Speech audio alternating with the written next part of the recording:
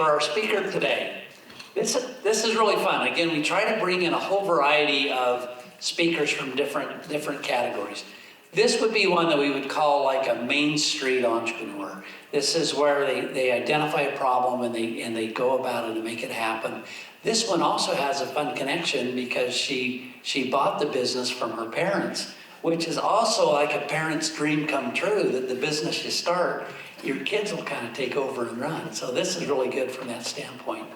Marcella Hill is the owner of Love Woolies, a fabulous story. She's a former student here at UVU. She was telling me just before that she used to live in these apartments right over here when she was going to school here at UVU. Currently lives in Vineyard and has a wonderful story for her brand. I'm going to let her tell you all about it, so let's hear it from Marcella.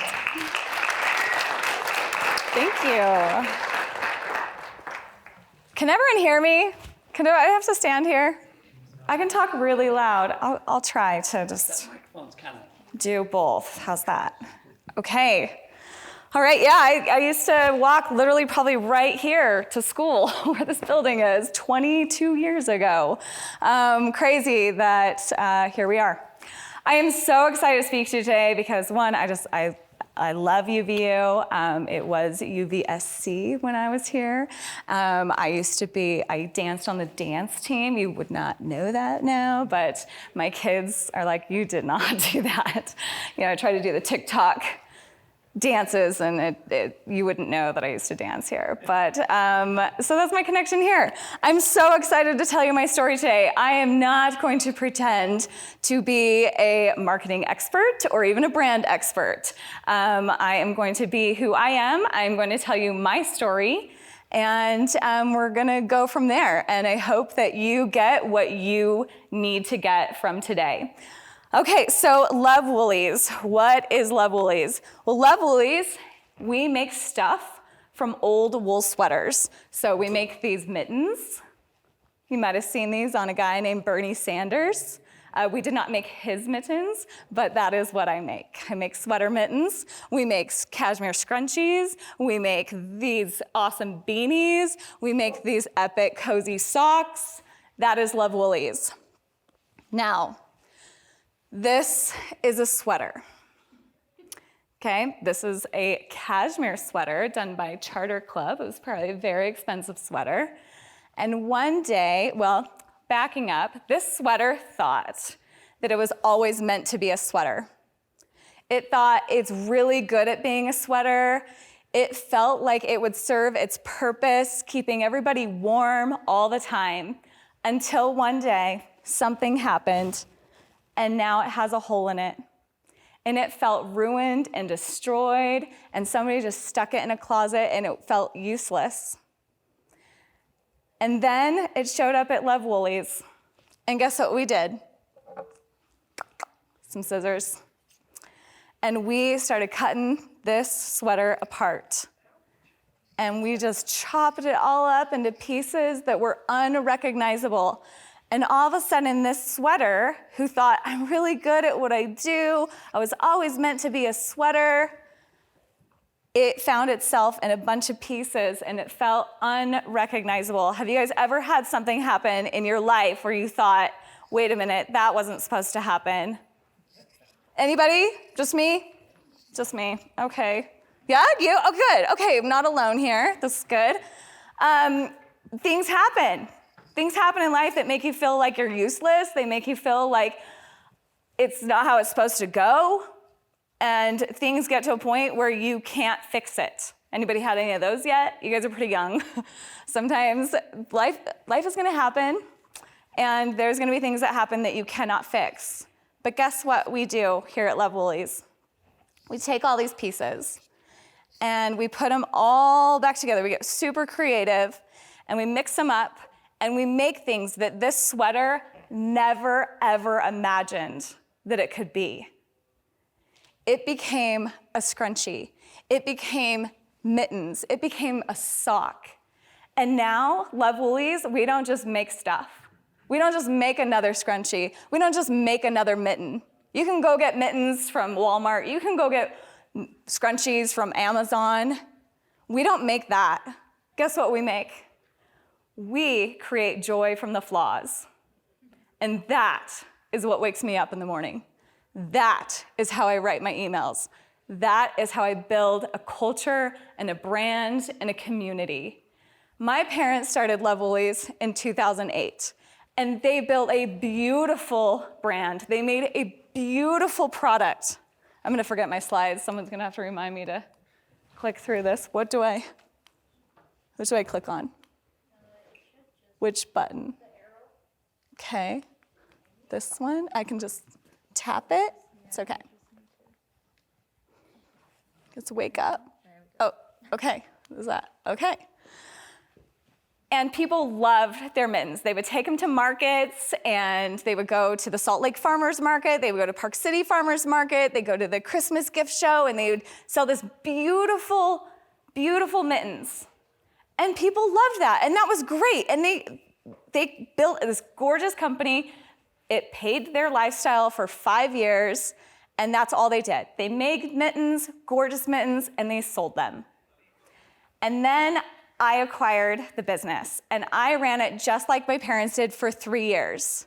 Now, I'm a little bit unique in the fact that I didn't see a problem and create something to fix that. It wasn't my passion. It wasn't even my idea. It was just handed to me. And so when I got it, I just tried to do it like mom and dad, thinking like, we'll just sell more, make more, sell more, make more. That's what we're gonna do. And after 3 years, I hated Love Woolies. I was not in love with Love Woolies at all. I had to go to the basement and cut sweaters in July. That's horrible. Don't recommend doing that. My kids would be out playing in the pool in the backyard, and I'd be in my basement cutting wool sweaters. Yuck. Nobody wants to do that. That doesn't like get you excited in the morning to wake up and like go do that.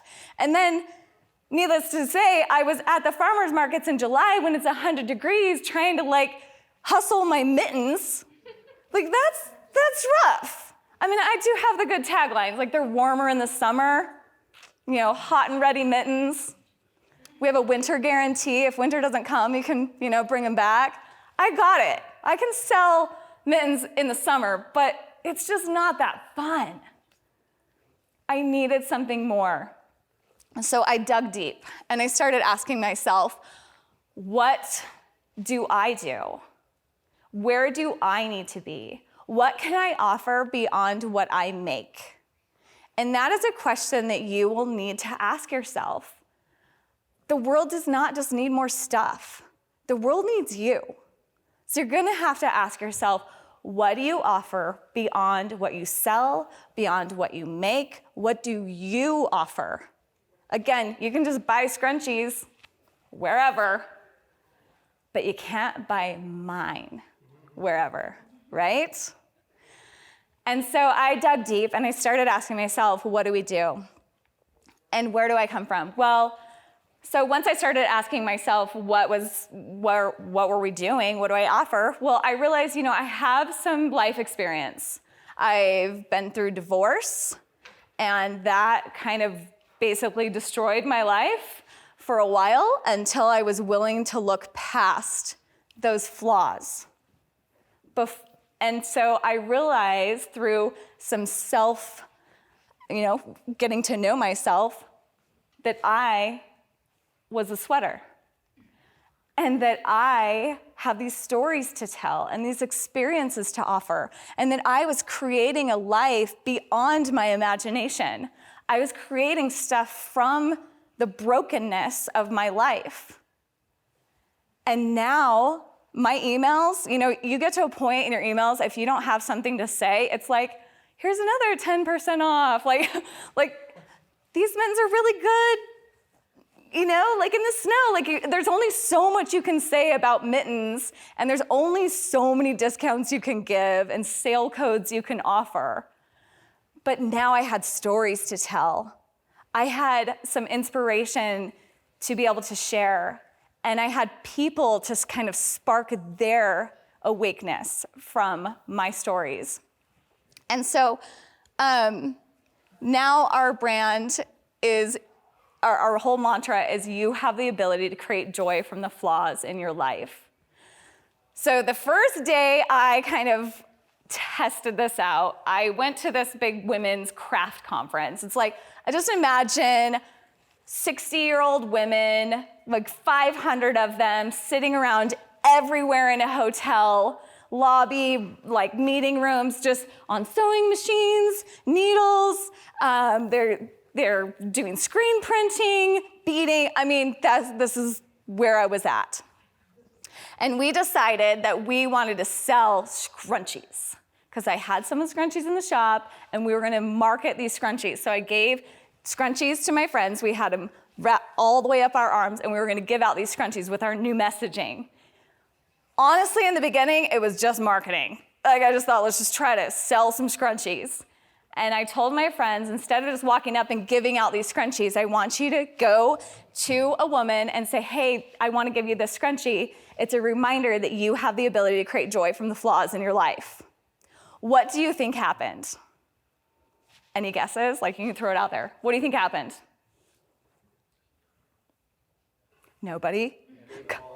We did give them all away, but what do you think happened to the experience when I stood there and gave someone a scrunchie with that phrase? Yeah. The message spread. They understood and they loved it more. It spread to other people. Yeah, it did. Yeah. You heard their stories. That is what happened. All of a sudden, from that small moment, you would have women breaking down in full emotion, telling you, oh my gosh, like I just got a divorce, or my husband just passed away, and now I'm at this conference. This just lit up my life. You just made my day. It's a scrunchie. Like, I'm not trying to fool anybody. Like, it's just a scrunchie. Some of them don't even come with the bow, right? You can get them for like $1 anywhere. And all of a sudden, you had these women walking up to me saying, are you the one that made that scrunchie? And then they just break down crying, telling their stories, and it lifted the entire conference into connection and real talk and real stories and real love and real emotion from all these women that didn't know each other from anywhere. And that's when I was like, okay, this is now what we do. Because that fed my soul. That woke me up in the morning. That message, whether it be a scrunchie or, I don't know, cake, whatever I was gonna do with a business, that woke me up in the morning. To see a woman say, thank you. Thank you for reminding me that I don't have to wait till things are fixed for me to be happy. I can go create my own. That wakes me up in the morning.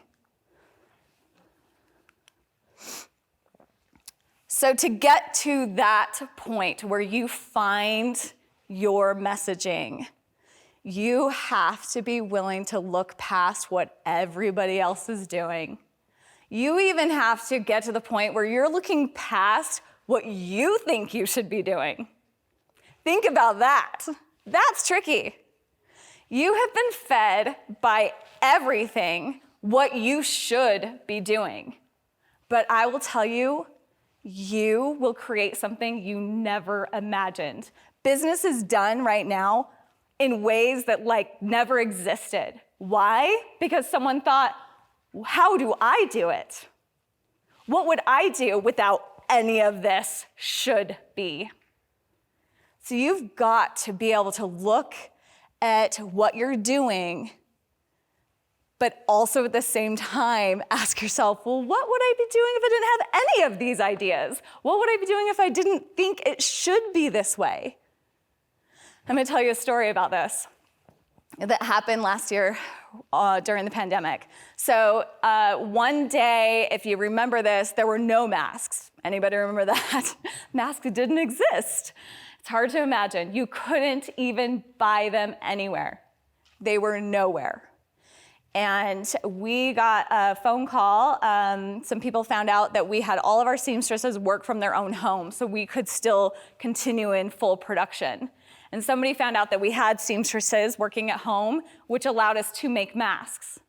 And they were in contact with hundreds of clinics and especially all of the police departments from New York to LA. And they got a hold of us and they said, can you make masks for the NYPD?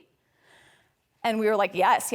So we stopped our production and all of our girls jumped in and made masks for NYPD. We made like 1,500 masks. It was a great effort. High fives, yay, we did that, that's great. Well, the funny thing is that we were, of course, documenting this on social media. And so all of our customers knew that we had masks. Good and bad, right? So they start begging. And this is before Utah knew really what COVID was happening. It's like in February. And they start begging for masks. And I'm like, I'm not selling masks. That's dumb. They're not even wool. I don't want to get into like the political statement of it. I don't want them on the website. That will look so dumb. You've got all this wool stuff and then masks. Like no, that's not us. That's not our brand. That has nothing to do with us. We're not going to do that. It doesn't make sense, right? That's me thinking like, this is who we are and that's it, the end. This is my box of who we should be. Well, then people I can't tell you how many messages we got. Like, I cannot go to the grocery store unless I have a mask. Why won't you sell me a mask? And we were like, I feel like we have this duty now, like we're doing a disservice by not letting them be available. So what we decided is we wanted to continue the mask effort in being able to donate masks, because we couldn't fund that ourselves, just continually donating all of this. So we said, okay, what we'll do is you can buy a mask, and for every mask you buy, we'll donate a mask. Because guess what? That was our brand. We are gonna create hope in the middle of a really messed up situation. We are gonna create joy with these happy fabrics in the middle of something that's pretty crappy. And that is what allowed us to make over 100,000 masks. We sold 800 the first 3 hours that they were on our website. We went from being a Utah company to a national brand because we had masks available before anyone else. We could produce more masks than anyone was making in February of 2020. And that is what having your brand and knowing who you are allows you to do. And that also shows you what you have to keep asking yourself, what would we be without the thought?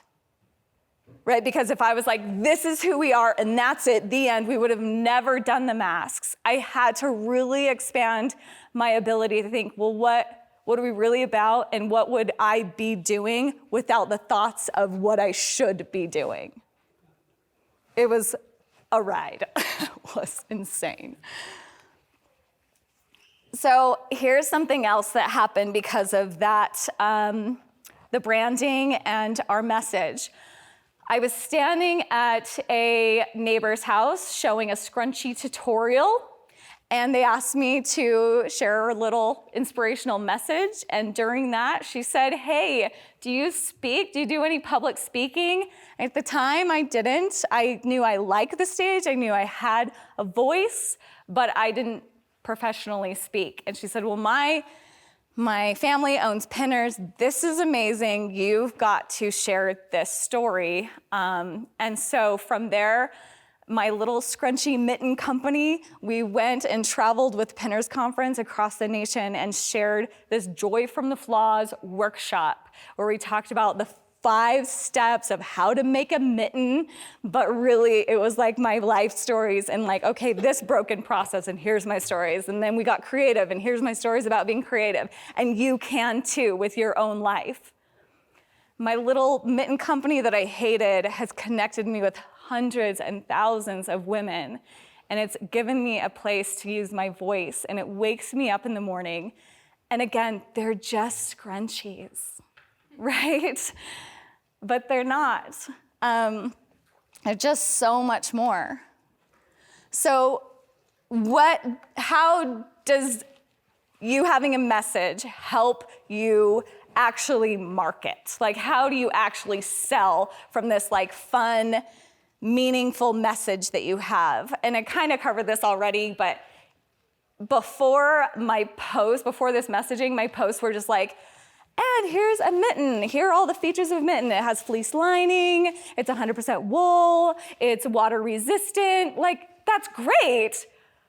But when you get to add in like, oh, my day, I had milk spilled all over me, and the day got so ruined, and then I put on my scrunchie, and I remember that, it's not so bad. Like, that's a way better story than like, this is what it's made from, right?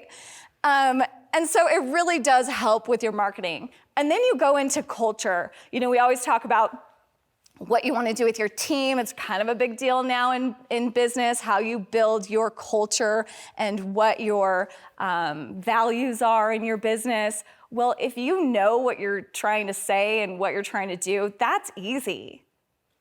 All of these things, like in my team, we focus on being creative, making sure that everyone feels like they matter, making sure that they have the ability to create the joy from the flaws. So when an email comes in that's like kind of mean, instead of being like, we are able to say like, what do we do with this? How can we create joy from this? How can we make sure that this kind of crappy situation that this customer has experienced, how can we make sure that we turn this into joy?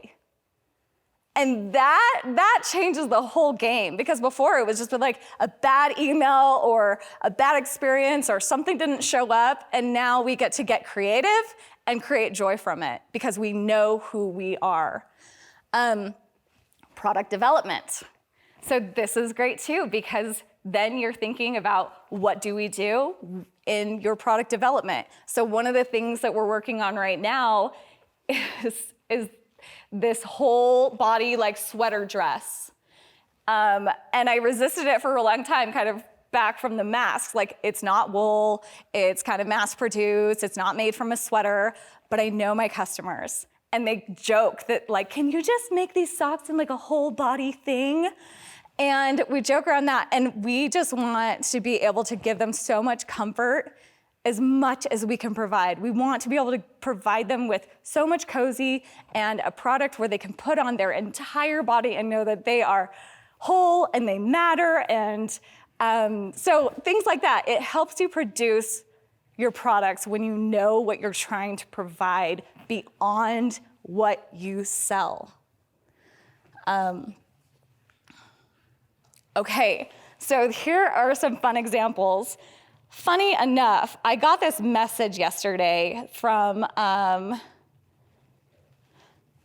customer. I'm gonna pull it up because it's not this one that's listed, but I'm gonna share it with you. Let's see if I can grab it. So yesterday, I posted this funny reel with my son trying to help me with a reel. He's 14, so that went over really well. You can look at it, it's embarrassing. And now I'm not gonna be able to find it. But a couple of weeks ago, one of our customers, Anne, I got this message. I had never knew Anne before. She was going in for surgery for endometriosis. And she sent me a message and she said, I need some extra support. I need just something that I can take in with me to surgery that just reminds me it's gonna be okay. And she sent me this message, I need an extra reminder to take with me into surgery. Could you make me a special scrunchie? And so we did. And not only that, we got on our Facebook page and we said, hey, everybody, we know that you guys are creators of joy. We wanna help Anne out. She's going in for surgery. Let's send her a huge gift card so that she can provide food for her family through DoorDash.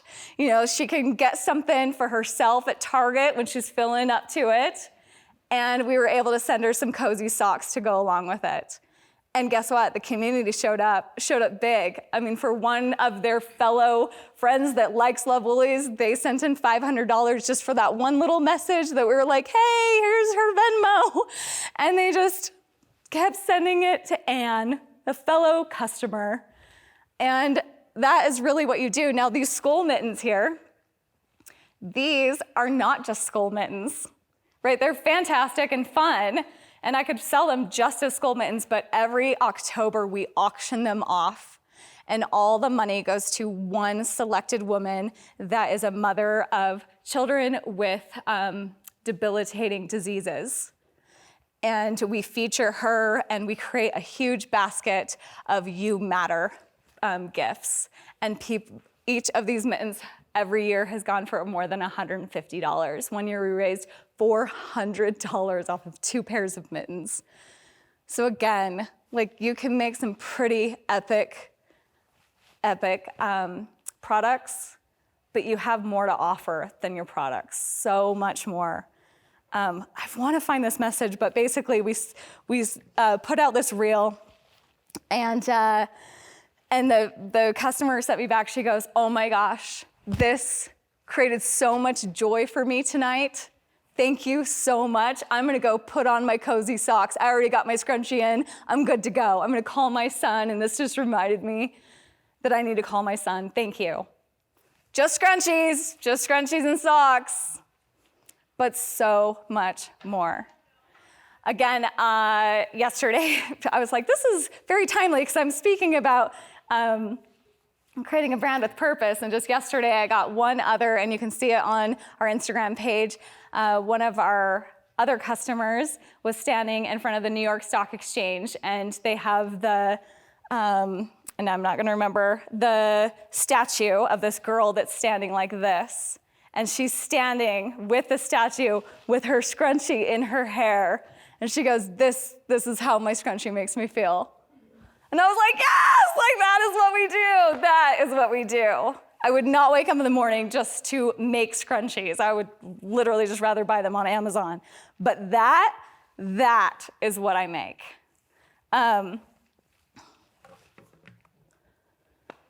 This right here, this changed our whole business. And I've got just a few more minutes. I want to make sure I leave some time for Q&A. So Bernie Sanders, our company went national during the mask making, and then we went crazy that whole year. Then it was January, and I sent everyone home, and I was like, wow, that was a year, pandemic, masks, that was crazy. Everyone go home, take a rest, we'll come back, we'll get a plan for this new year. That was January. A week prior to this, we come back, and I get a message on my phone that says, "Are these your mittens?" on Inauguration Day. And I was like, who gave Bernie Sanders my mittens? And I'm like trying to figure it out. Jen Ellis made his mittens, not me.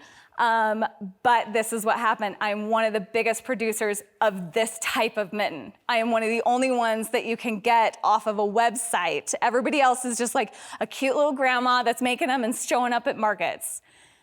And so I know Facebook ads, and I just sent my Facebook ad towards all of the news stations and to Bernie Sanders, and we sold more mittens in 10 days than we did the entire previous year. I mean, people would just message me and say, "I just need some mittens. I just need some Bernie mittens." And I was like, "Well, did you look at the website?" And they're like, "There's none left. What color do you want?" "I don't care." Okay, well, that's great. We were just sending mittens. We could not post them faster than they were going. And that was nuts. We were on all the news stations, and it was so crazy. But here's the thing. You have the ability to change the world in ways you never imagined. I guarantee you Bernie Sanders didn't think I'm gonna sit here and we're gonna take a nation that's on the verge of a civil war and just make everybody laugh. I don't know if you remember that particular week, but that's where we were at. And then all of a sudden, no one was talking about any of the riots, no one was talking about any of pandemic. It was just Bernie Sanders, and that's all that it was. And that fit our brand. There was joy in the middle of madness. There was joy and laughter in the middle of some of the darkest times that we have seen. You will do something beyond your imagination. You just have to get out of your own way. So just to kind of recap, you're gonna wanna ask yourself, what do you offer beyond what you sell? And you also wanna ask yourself, what would you be without the thoughts of what you should be? I truly, truly believe that you sitting in this room will do business in ways that we've never done, in ways we can't even imagine. And that's why it's so important for you to ask yourself these questions. Because if you try to do business the way it's always been done, then you will not succeed. You will not create what needs to be in the world. You will just create more stuff. And we don't need more stuff. We need you. We need your ideas. We need your passion. We need your everything, the way you do it. So get out of your own way. Start asking yourself really, truly the questions of what you have to offer, and go out and do that. And I hope that you'll follow along, because we are just getting started. You will see this brand do things that we never imagined as the years go by. And I also created on our Instagram page a little slideshow of pictures I didn't put on here of all of our kind of history. Like my mom's on there, piles of sweaters in her living room, stuff that I was doing before I even was in this company. So if you need a little reminder of these things, I made you specifically a little slideshow on Love Woolies on our Instagram. And with that, thank you so much for having me. I'm excited to hear your questions. So thank you.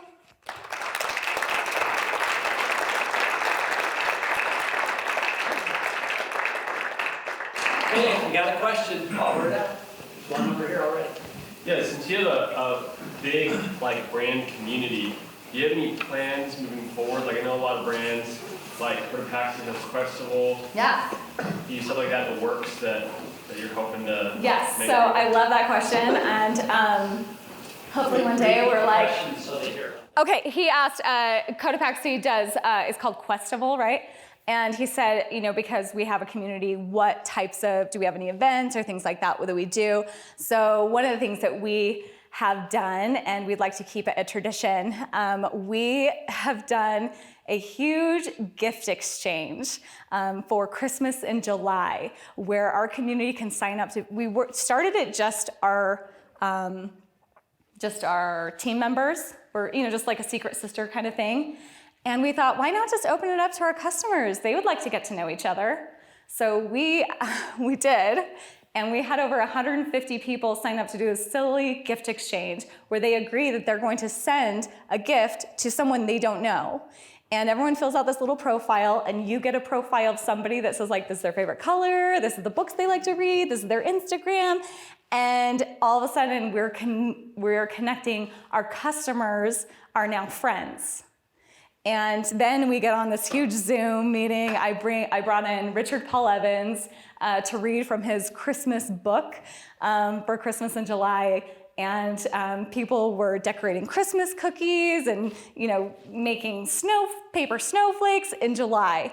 And so now a lot of our customers are friends, and that is one of the things that we do. Yeah. Part two question for you. So obviously there's a lot of brands out there that have a like do good part. Are you? I love those Cotopaxi themes. Yeah. I love Cotopaxi. Yeah, or like Tom's, or like Tom's. there's plenty of glasses companies, Mm-hmm. a lot of social impact stuff. Are you banking from like a strategy point of view on your company on staying relevant because there's not other people within your market that are like there's a lot of do good people, but they have different products they're pushing. Right. Like if I'm a do good person, then I can have my scrunchie that is do good, my backpack that is do good, my glasses, from all these different companies. Is your goal to, like, have you considered other people, because it's easily, it's an easy thing to replicate. Yeah. How are you in the future going to stay relevant or more popular than someone that thinks they can do it better? I love that. So why do we stay, how are we going to stay more relevant? How are we going to stay kind of popular? So one of the things that I have recognized is that a lot of these brands, like a Cotopaxi, Tom's, they are marketing to a younger generation. And quite frankly, I'm going to say leaning towards men.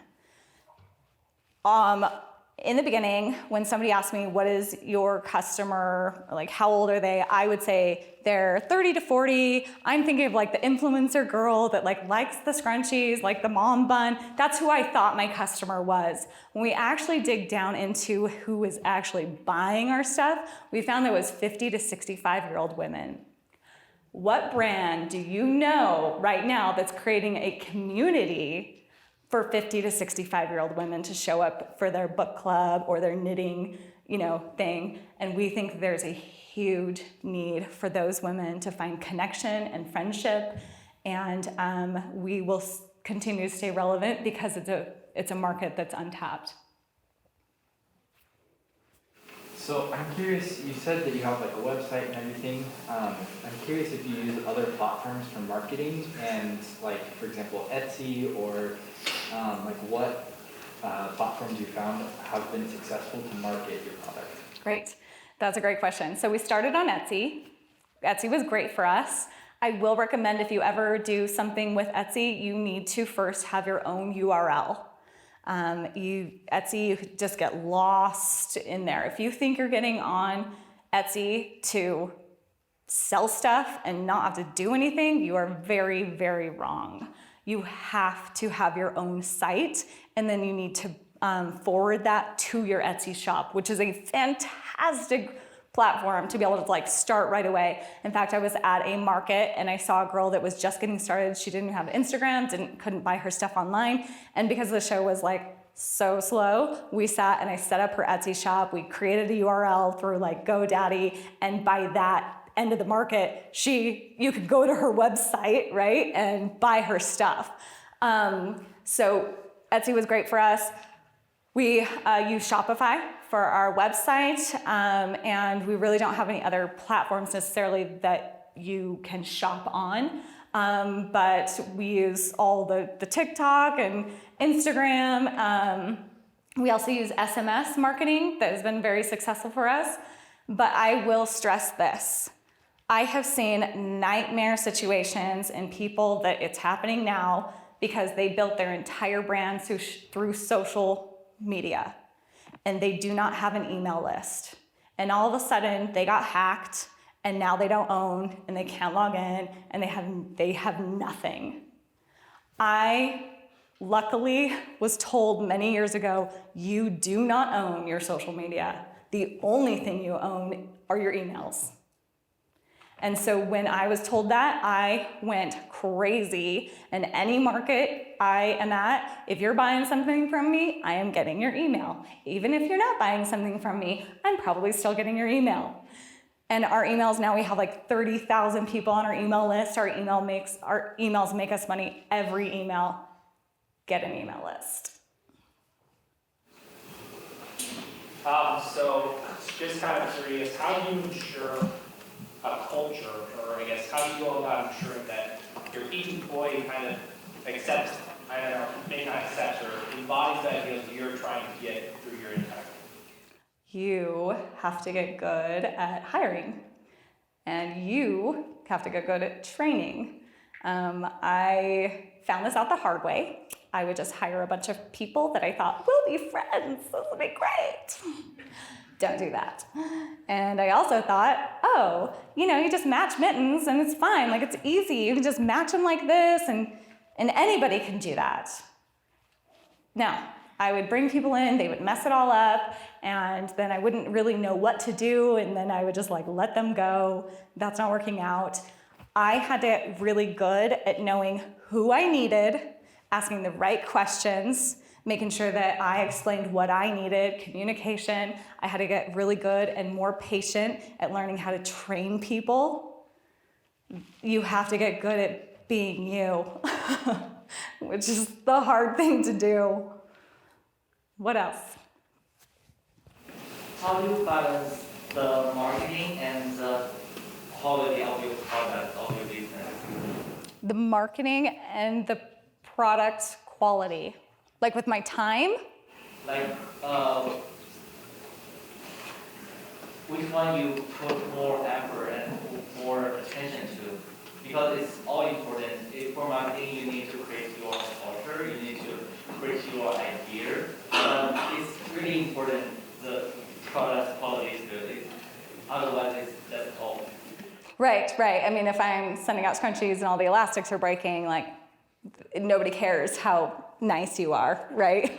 They might give you an extra chance because you're so nice, but in the end, they really do want a scrunchie that works.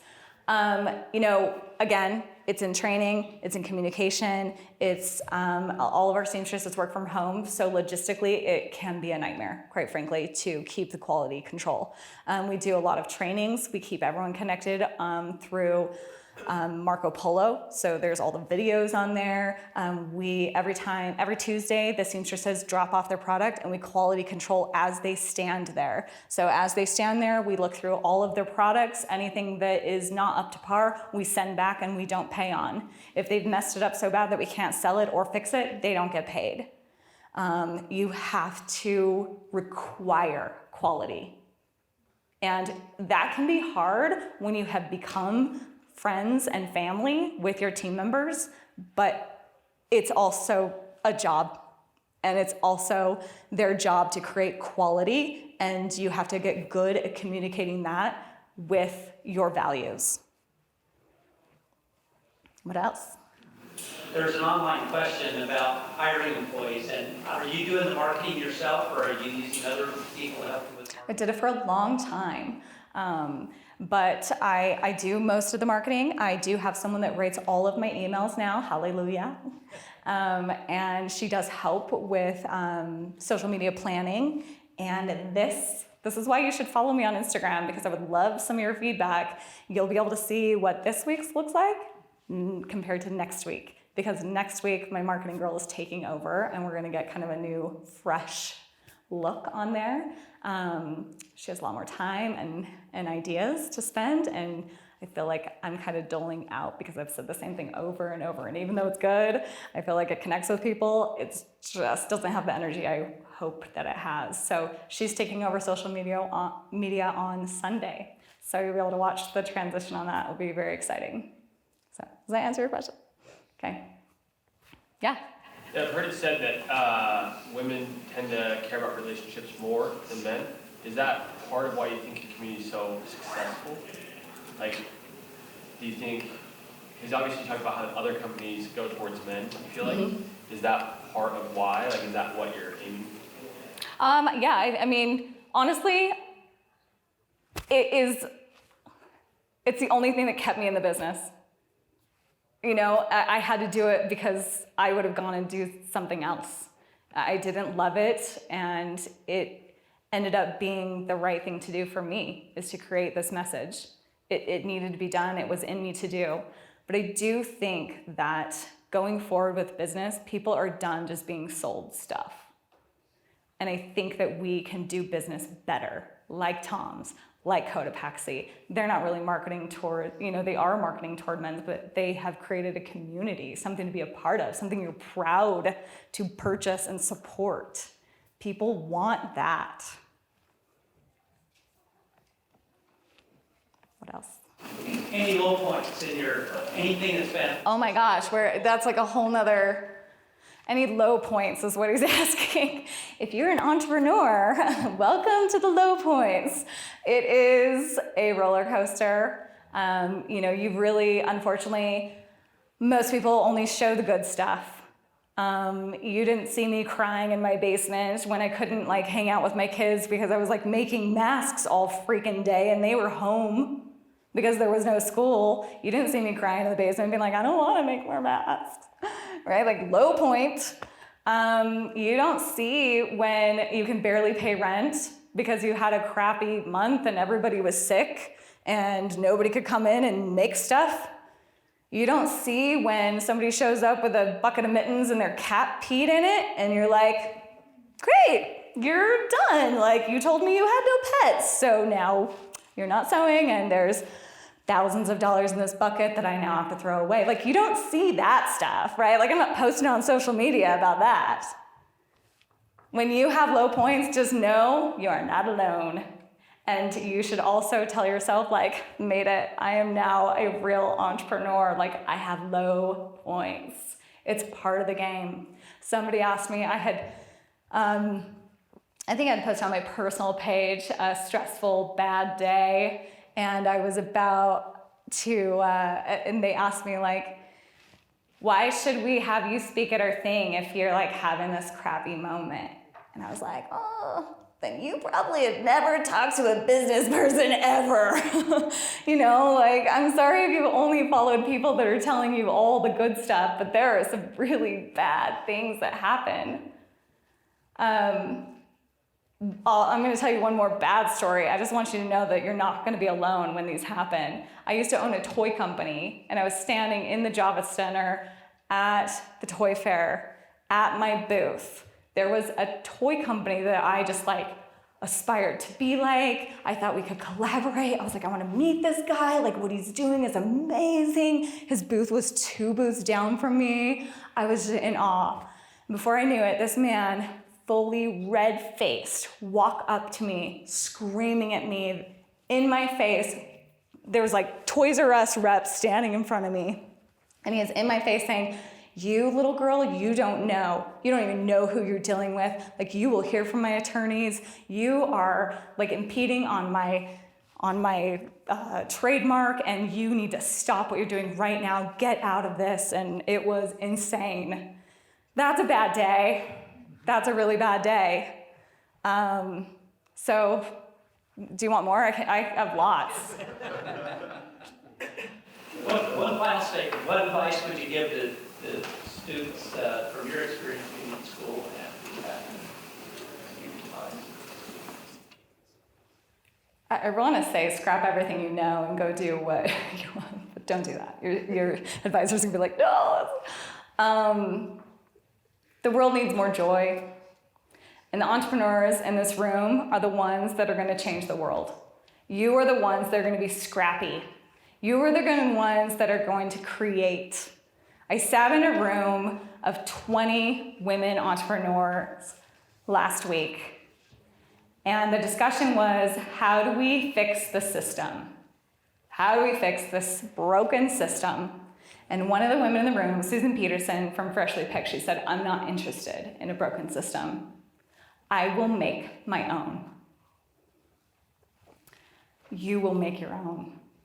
And we want to see it. So go do it.